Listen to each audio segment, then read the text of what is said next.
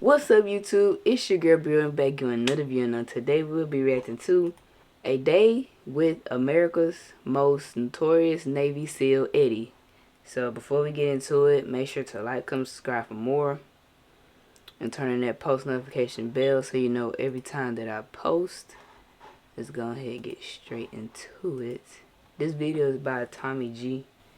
Hey, I'm Eddie Gallagher. I'm retired Navy SEAL. I had a story at the end of my career where I was facing life without parole. Hold on, how you say his last name? Hey, I'm Eddie Gallagher. I'm retired Navy SEAL. I had a story at the end of my career where I was facing life without parole. Special Operations Chief Edward Gallagher has pleaded not guilty to fatally stabbing and wounding a teen ISIS fighter in Iraq, as well as opening fire on a crowd of civilians. Burning, burning, burning. Oh, wow.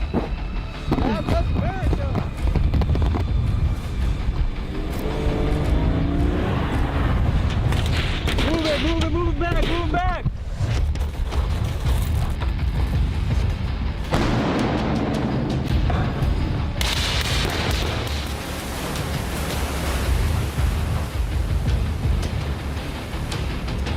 We never even fathomed that something like that was possible, and I guess most people, when they get into these types of situations, they don't know how to deal with them. I was watching TV and I hear like banging on the door, and I hear a couple voices like whispering, and I look through the curtain. I see like a bunch of dudes in like decked out gear and guns. Weren't you tasked with taking out ISIS? Yes. Yeah. So what made it murder in this case? Because they labeled him as a prisoner, so you can't kill him. That was a lie. He was never a prisoner. I think he just wants to kill anybody he can. Dark testimony from members of SEAL Team 7 paint a chilling picture of violence by their platoon chief. I'm confused. Navy SEALs are among the most elite warriors on the planet. They have a reputation for excelling in the most challenging environments, executing their mission flawlessly on land or sea and at any time, day or night. As a young high school wrestler, I was obsessed with becoming a Navy SEAL and even went to a Navy SEAL intensive wrestling camp at the Naval Academy. Today, we get to spend 24 hours with one of the most notorious Navy SEALs alive, Eddie Gallagher, known initially in the SEALs for having an impeccable record and leading one of the top teams in SEAL Team 7. Eddie faced major controversy in a fight for his freedom when in 2018, he was accused for war crimes on an ISIS soldier. Facing life in prison without the chance for parole, he stood trial against the very U.S. government that he had served faithfully and risked his life for almost 2 decades. In this episode, we cover the gamut. We run and shoot, we blow shit up, and we get the intimate details behind Eddie's fight for his life and his trial. It's time to boot up. Hoorah, over and out. Hoorah.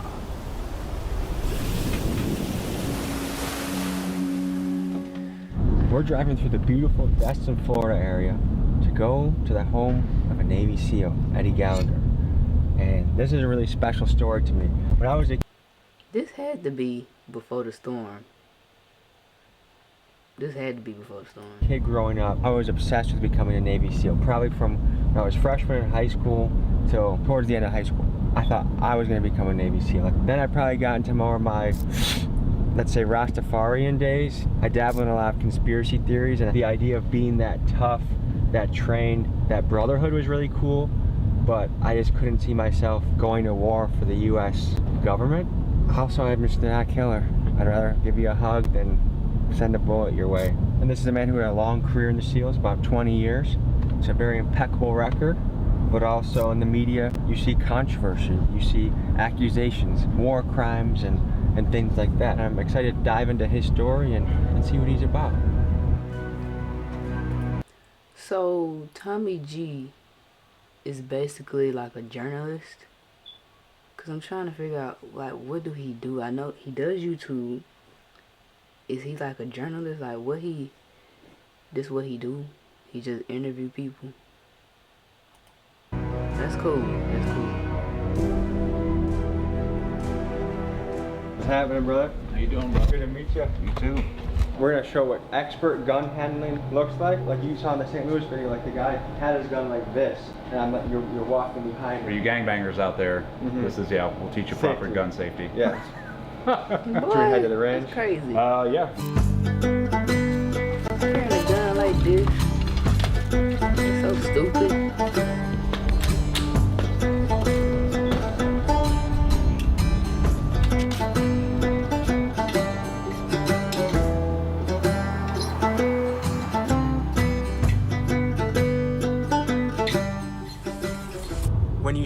a document, your name versus the United States government, what went through your head? On September 11, 2018, Eddie Gallagher was arrested at Camp Pendleton and charged with premeditated murder, attempted murder, obstruction of justice, and a long list of other offenses. The accusation of murder came from 3 of Eddie's SEAL teammates stating that he stabbed a wounded ISIS prisoner to death. Under the Geneva Convention, a prisoner, even an ISIS one, needs to be treated humanely and given medical treatment. Eddie's defense was that their orders were to kill all ISIS fighters and take no prisoners, hence he did nothing wrong. In the meantime, Eddie was thrown into the brig and held for 9 months while awaiting trial. If convicted, he was looking at life in prison. You were in military prison for 9.5 months before your trial, right? Correct. Some of it in solitary confinement? Yeah. I think I was so young that it didn't really register, or like I didn't think of it like my dad was locked up. It felt like maybe like another deployment, but it really set in when I went to the prison and I saw him there and I saw like all the other families visiting him. It came as a surprise because I'm like, my dad was in the military and then now he's in prison because of the military. It just didn't add up. Perhaps the person who had the most impact on the outcome of the trial was Eddie's wife, Andrea. Realizing the dire position her husband was in, she went on the offensive and took to social media to try and bring the truth to the people. But we really relied heavily on our faith, and we knew that my husband was innocent. We didn't feel that there was anything that could be made of some of the accusations that were coming against him. It's a lot of weight to take on, and it's definitely feels like a huge betrayal. Especially it's the government that I was serving and gave everything to for the past 19 years.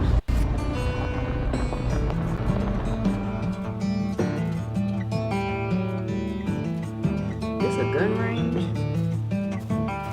So this is Stronghold Soft Solutions. This is a range. It was started by Brandon Graves and Tom Morton. It's a bunch of different special operators work here from different branches.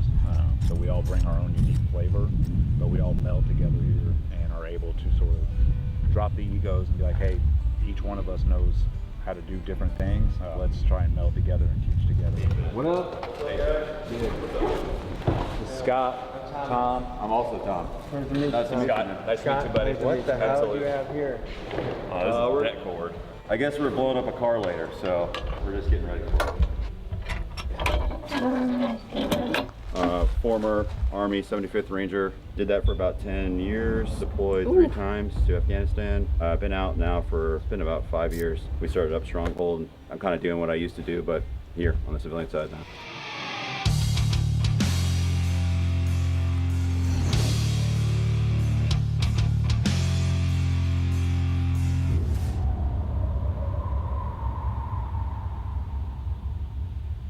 How long did it take you to figure out how to work explosives? I'm an engineer, so I went to a school for it, and then it was my primary job. What did it make you guys think to see how the United States handled getting out of Afghanistan? Disheartening. Yeah. Very typical if you look at history. Almost ubiquitously, everyone is unhappy with how that went down. Yeah. To put it nicely. To see these other like generals and admirals who were in charge of planning that whole withdrawal, what a failure it was, and then to watch them stand up there and say, no, it was a success, and we lost 13 service members during it. That right there, I think, is what the ultimate, it's like a huge betrayal to a lot of us. We played whack-a-mole in Afghanistan for over 20 years, only to hand it back over to the Taliban.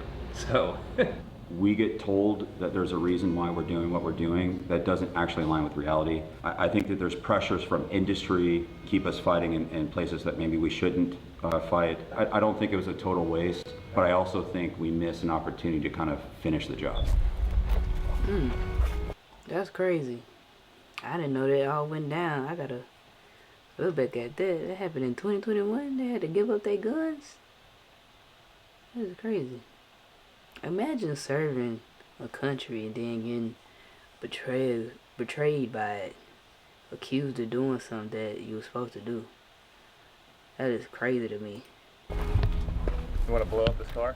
Let's blow it up. All right, so this is your initiating system, what's going to set off the deck cord. All right, so this is to be draped across that berm on the other side to our minimum safe distance, and then we're going to have you clack this M81 off. Sound good? Is this gonna put me on a no-fly list? I think if you take a shower and you get all the explosives with residue off, you'll be okay. I'm gonna have to shower good because I leave tomorrow morning. With all the places that you've been so far, Yeah. I've seen some of your interviews. If you're not on a no-fly list, this is not going to get it. This ain't gonna be it. So there's a safety on this M81. That's basically your firing device, which is gonna clack off or initiate this black powder that's in here. Okay. And then that spark's gonna travel all the way down, hit that blasting cap, and then set everything off, right? Push this in, turn, and then you're gonna look at me. I'm gonna give you the thumbs up. I'm gonna say burning, burning, burning on that last burning. You're gonna pull it, all right? Burning, burning, burning. Okay. Push that in, turn it, all right. Burning, burning, burning.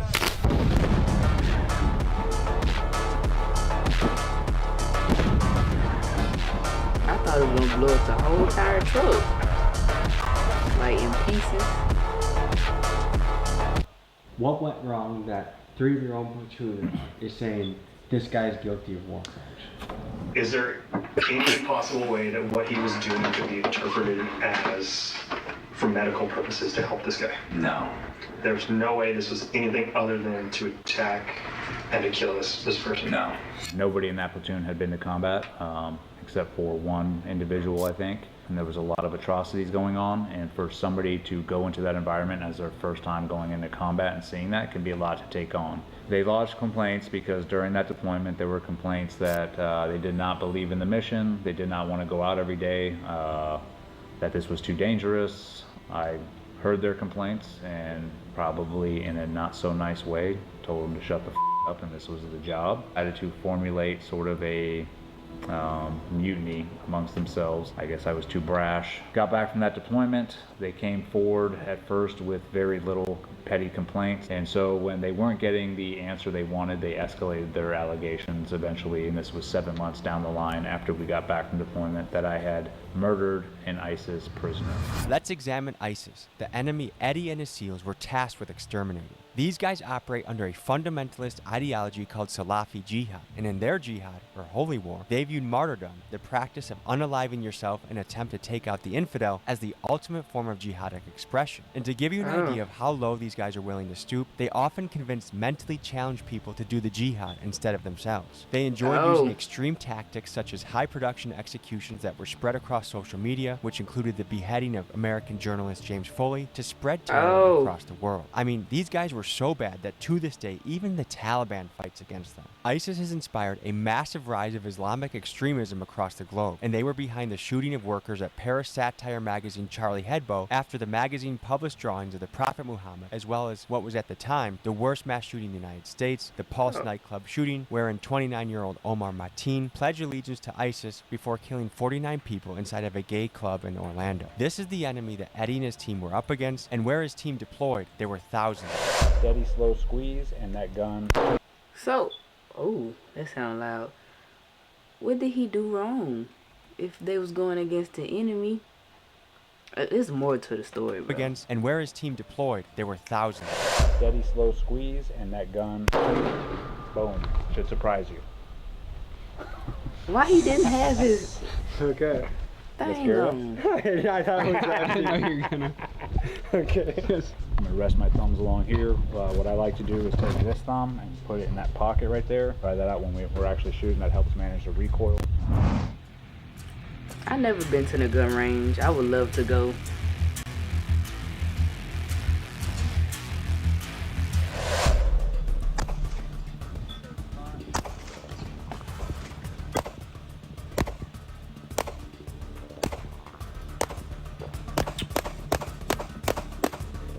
Oh, his aim is perfecto.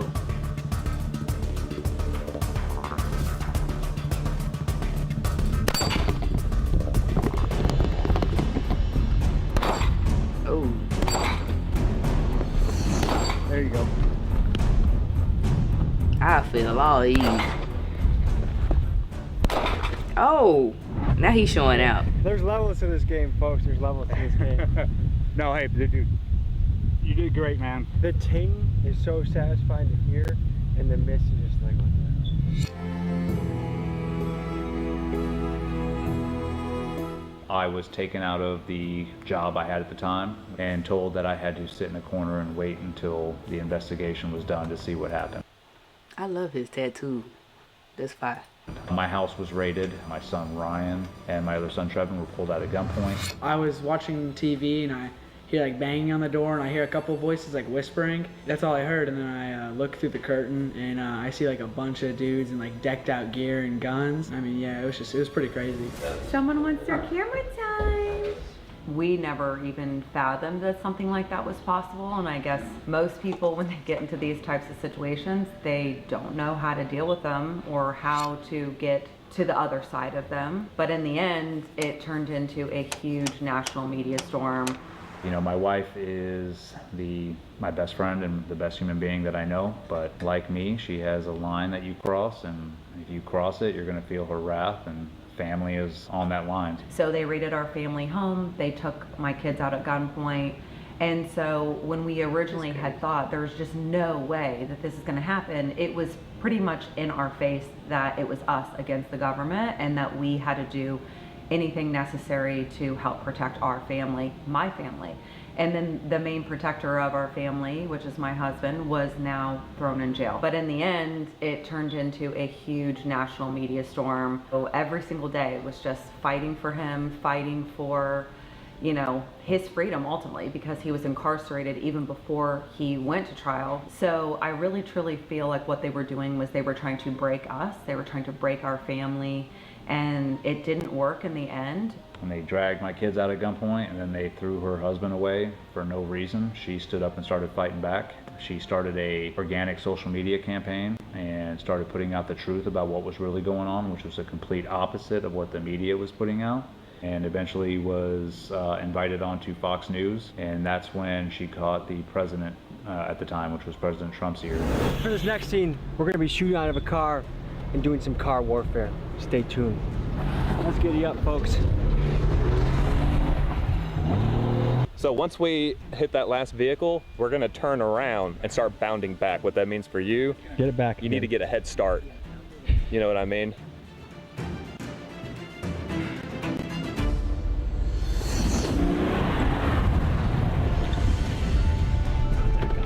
Contact front, vehicle down.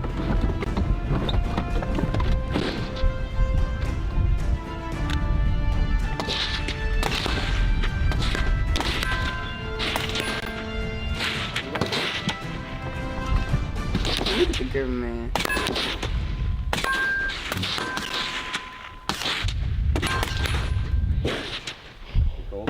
Out. Out of ammo. Winchester! Hey, we're Winchester. Break down the performance. Yeah. Obviously you guys see how it is to shoot, move, and communicate with partners, right? And you can realize you're not going to be able to talk to each other like, hey, I'm doing this or I'm doing that, because he's engaged with whatever targets he's engaging, right? An initial call needs to come out that you both know, like, all right, we're both on the same page, and then you both are executing that call off the sound of gunfire, right? I pimped you, I was like, hey, move, he's shooting, so we were the first ones to move. Once you get up there and you start shooting, that gives him the signal, okay, he's got me covered, I can move to the next thing. Right? As always, teams moving one at a time to give each other cover and advance. What, shoot, move, and communicate, cover and move. Do you think ISIS could have gotten me? I think a clown could have gotten you. Oh.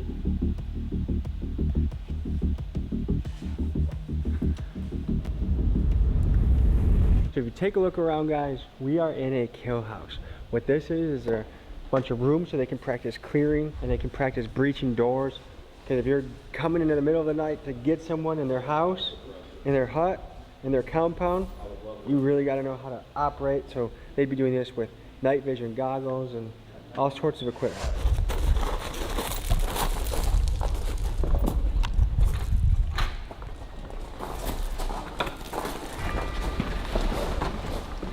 Oh, this is cool. This angle, that angle we were just seeing, this is tough right here. It's like a video game.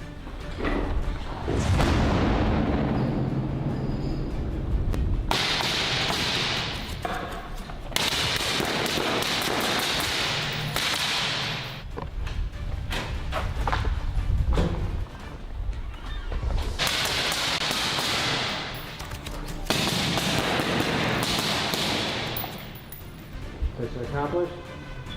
Yep. Okay, so a mission just happened. You just cleared a house.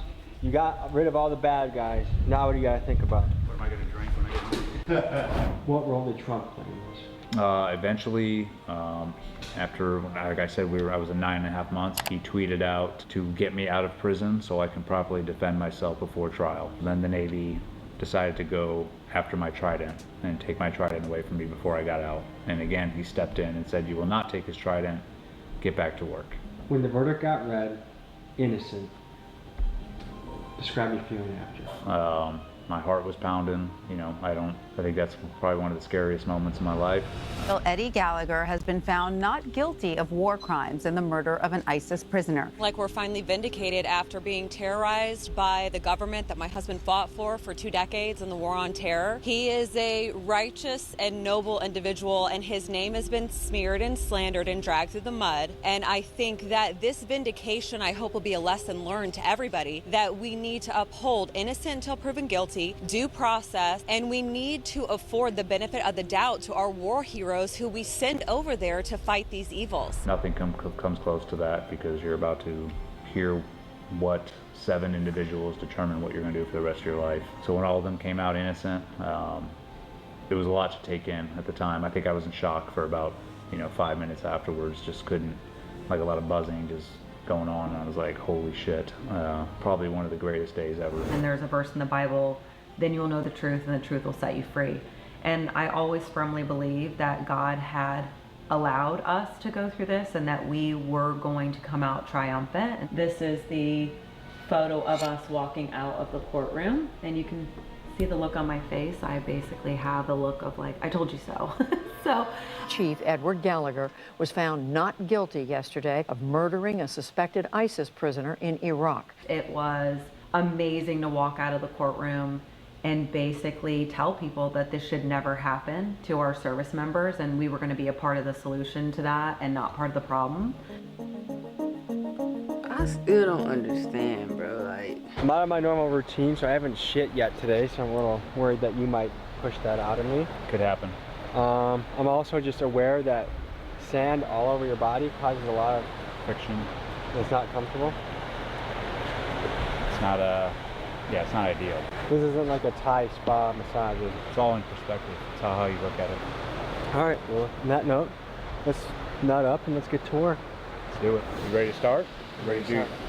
You want your, about 20 minutes of Bud's feel? Don't get too big of a smile, all right? We're coming back from Iraq, shot, hurt, silver stars. Those guys were all my instructors, bro. Yeah, who were your instructors? Dude, my first phase, and people say, oh, our first phase was tough. Bro, my first phase instructor, one of them was Eddie Gallagher. Oh, shit. You know, he is known as, like, he's a legend as far as, like, not even on the warrior side, although he's known for that too, but like you hear about on the training side, like people are like, yo, I had Eddie Gallagher. Bro, he's tough as fuck. Hey, you wanted to do this, all right? Yeah. So you got 15 seconds to go hit the surf, get wet, roll around. I want sand completely covered in your body, and then report back to me. Go.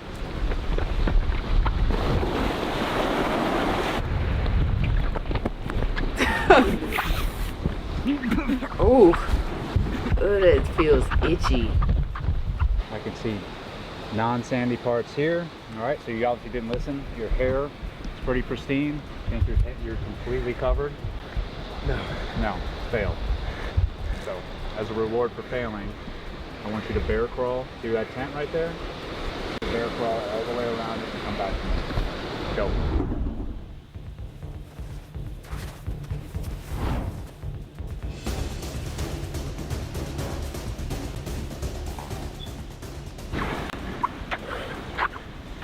As fast as you can go? Very fast. I think you can do faster than that. Do it again. You're not moving fast Stop enough. thinking about your pain. Stop thinking about how out of breath you are, how much this hurts. Just think about the task at hand and accomplishing it. No resting. No time to rest in war. Let's go. You gonna quit? Don't cut corners. No cutting corners in life. We're not even 4 minutes into this.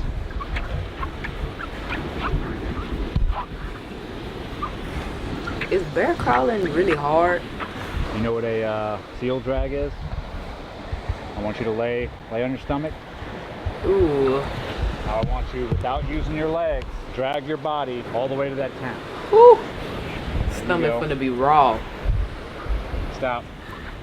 Put your face all the way into the sand right now. Cover your face with sand. Now go. Keep going. I'll help you out a little bit. Thank you. You're Get a nice sugar cookie. Oh. You don't want to be a half-ass sugar cookie. No, I like cookies. All right.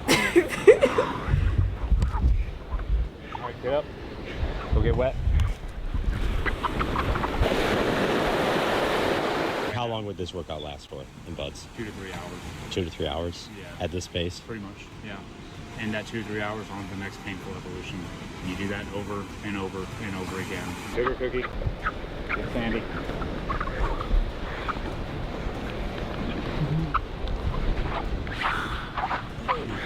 We don't want to cheat ourselves. What I want you to do. You're going to grab your ankles here. Squat. Like a monkey football. Squat all the way down, holding your ankles. Up. Oh no. Oh no, he tripping now. Down. Up. Hold on to those ankles. Up. Hands are not on your ankles. Go sprint to the end of the fence and come back.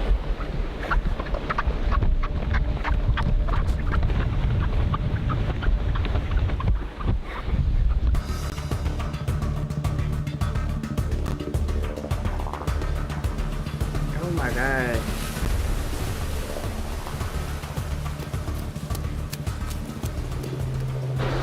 Wow, this is crazy. On my count, when I say down, you will go down. When I say up, you will come up. All right? Sure. I want 25. Can you do 25 push-ups? Yeah? Down. Up. Down. Up. Them are not real push-ups, Tommy. Up.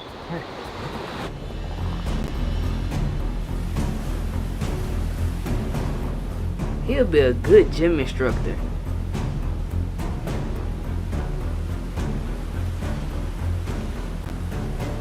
Oh my gosh, I feel this. Here you go.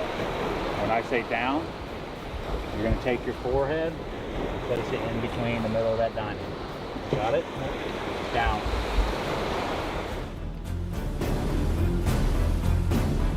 Oh boy.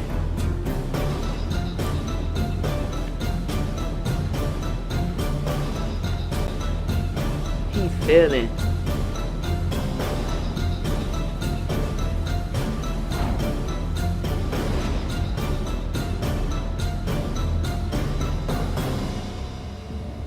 Whew.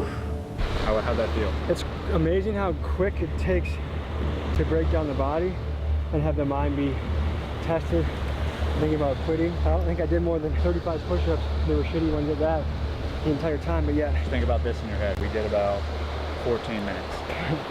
All right, this goes on for 3 hours. The only breaks you get are probably like little 4-minute water breaks real quick. Chug some water in your canteen and continue. After a 3-hour session, how long do you get to recover? There's no recovery. You go get briefed on your next evolution. So after this, you could go right into surf passes, get the boats, and you'll be paddling out, come back in, make it to dinner. You might have a little bit extra beat down after dinner, and then it's like, I got to make it to bed. And then the next morning, you start up, and guess what? You're doing it all over again. And this is all physical, or are there any mental classes? It's mostly all physical, but with the physical, it's so physical, it becomes mental. You were a BUD/S instructor, right? Yeah. How long were you a BUD/S instructor for? Almost 2 years. Do you think you could tell whether someone was going to make it through or not from the very beginning? No. And what were the signs of a winner? They were there at the end of the week. I mean, there's guys that come through that are professional athletes that decided they wanted to serve their country and try out for the SEAL teams, and they are like just jacked studs when they show up, and they quit second week. The class would start off with 120, 130 people. Maybe 20 to 30 will make it at the end. Sometimes there's classes where there's 6 people left. Growing up, I kind of felt like SEALs are like the ultimate superhero, because I think as men, we're here to test ourselves. And this to me is like the ultimate test of like, this is the upper echelon of a tough thing you can do in life. What would you say to kids that are watching this? They're inspired to see a guy like you. Well, I'll say this. The one thing you can count on the military is change. Stuff changes all the time. So right now, if kids are looking at the military and they're like, they see the administration that's in charge and how they're using the military, and they're like, hey, I don't want to serve under that, and I've talked to kids like this, I'm like, just know that it will change. But at the end of the day, no matter who's in charge, if you wanted to be a SEAL and you have that aspirations, then go for it. Just know if you're going to go do it, you better make it an obsession. You better be obsessed with it, because that's what it has to take in order to make it through and become a SEAL. Like, it has to be your #1 priority. Yeah. You're putting that above all else. But also, if you're going to be a SEAL, if you're joining that, know why you're joining it. That looks so pretty.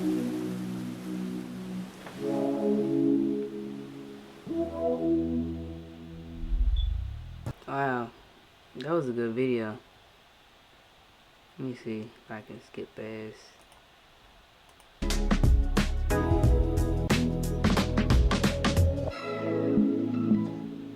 Okay, that was a good video, honestly. I ain't know all this went down. Like, it's so much I done learned about this, about what was going on. This is crazy. It seemed like it was a miscommunication, because he said they told him to pew pew everybody that was over there, that was a part of the gang. And then the other people was told not to pew pew everybody if they was prisoners. So I don't know. It sounded like a miscommunication to me. That's what it sounded like. I tried to look it up on TikTok. I'm not finding nothing, so I don't know. But I don't know. It's crazy. It's crazy how you serve a country and you get accused of doing something that you didn't do. I don't know if he did or not. He free, so he didn't do it. Like I said, I don't understand it for real. It seemed like they turned against each other because they didn't get their way at the beginning. So they were just looking for a reason to get him out. You know what I'm saying? Or do something bad to him, and this was their reason, this was their way, and yeah. It really seemed like they turned on each other, to be honest. I don't know. It's crazy to me. But yeah. I just realized his shirt too. I mean, hoodie. But that's the end of this video. Let me know what y'all think about this video in the comments. Check out my links in my description. Turn on that post notification bell so you know every time that I post. And yeah, I'll catch y'all in the next one. Gang.